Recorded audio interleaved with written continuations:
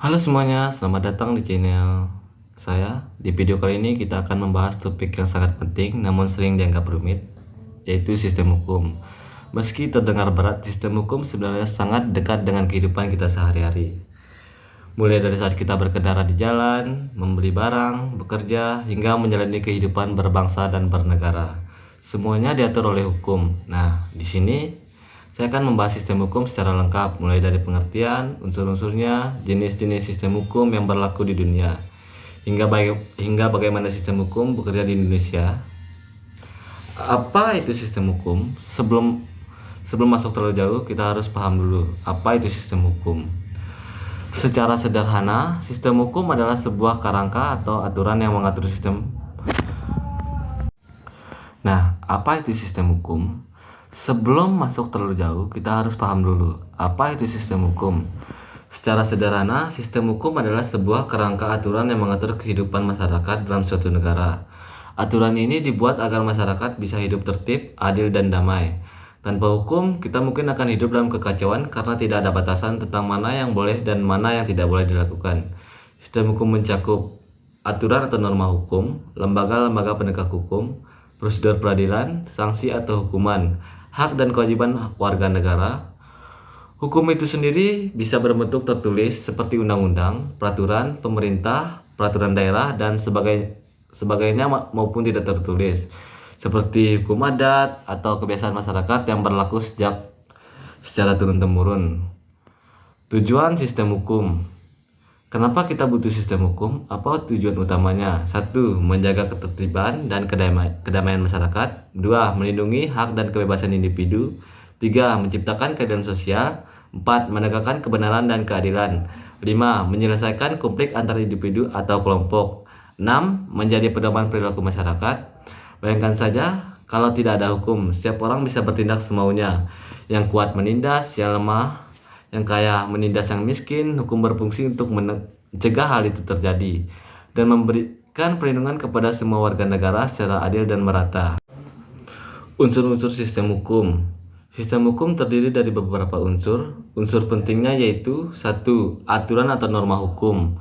Ini adalah ketentuan-ketentuan yang mengikat, bisa dalam bentuk undang-undang, peraturan pemerintah, atau hukum adat. 2. Lembaga hukum, misalnya kepolisian, Polri, kejaksaan, pengadilan, komisi yudisial, Mahkamah Agung, Mahkamah Konstitusi. 3. Penegak hukum, orang-orang yang diberi wewenang untuk menegakkan hukum seperti polisi, jaksa, hakim, pengacara, dan advokat. 4. Subjek hukum, yaitu masyarakat itu sendiri. Kita semua adalah subjek hukum yang memiliki hak dan kewajiban yang dijamin oleh hukum. Jenis-jenis sistem hukum di dunia. Secara umum di dunia ini terdapat 4 sistem hukum.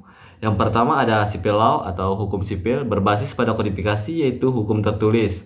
Contoh negara: Indonesia, Perancis, Jerman, dan Jepang. Hakim lebih berperan sebagai penafsir hukum, bukan pembuat hukum. 2. Common law berbasis pada presiden atau putusan hakim sebelumnya. Contohnya negara Inggris, Amerika Serikat, dan Kanada. Hakim berperan besar dalam bentuk hukum melalui putusannya. 3. Hukum adat atau customary law berdasarkan kebiasaan yang tumbuh dan berkembang di masyarakat. Biasanya berlaku di komunitas lokal atau masyarakat tradisional. 4. Hukum agama atau religious law didasarkan pada ajaran agama, contohnya hukum Islam, Syariah, hukum Yahudi, Halakha, hukum Hindu. Nah, adapun sistem hukum Indonesia menganut sistem hukum campuran dengan dominan sipil law, tetapi juga mengakui hukum adat dan hukum agama. Dalam konteks tertentu, dasar hukum Indonesia, Pancasila sebagai dasar negara, Undang-Undang 1945 sebagai hukum tertinggi, perundang-undangan, undang-undang, perundang-undangan, Perpres, dan Perda. Struktur lembaga hukum, legislatif, DPR, DPD, membuat hukum, eksekutif, presiden dan kementerian menjalankan hukum, yudikatif, MA, MK, KY menegakkan hukum. Di Indonesia, sistem hukum juga memiliki tingkat norma hukum yang dikenal dengan istilah hierarki peraturan perundang-undangan. Artinya peraturan-peraturan yang lebih rendah tidak boleh bertentangan dengan yang lebih tinggi. Contohnya, Undang-Undang 1945, ketetapan MPR, Undang-Undang, peraturan pemerintah, pengganti Undang-Undang Perpru, peraturan pemerintah PP, peraturan presiden, peraturan daerah, dan tantangan penegakan hukum di Indonesia. Meskipun sistem hukum kita lengkap di atas kertas, kenyataan masih banyak tantangan. 1. Korupsi. 2. Ketidakadaan hukum. 3. Keterbatasan keadilan. 4. Kriminalisasi aktivitas dan rakyat kecil. 5. Penegakan hukum yang lambat atau diskriminatif. Ini semua menjadi pekerjaan rumah besar untuk kita sebagai bangsa. Kita perlu menuntut reformasi hukum yang benar-benar berpihak kepada keadilan, bukan kekuasaan. Harapan dan peran kita sebagai masyarakat, kita juga memiliki peran dalam mendukung sistem hukum.